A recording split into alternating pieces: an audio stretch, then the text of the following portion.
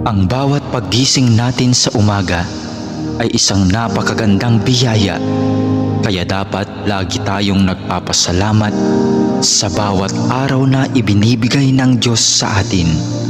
Kaya naman, manalangin tayo sa ngalan ng Ama na siyang lumikha ng langit at lupa. Amen. Ama naming makapangyarihan sa lahat, maraming salamat po sapagkat ginising mo ako ngayong umaga.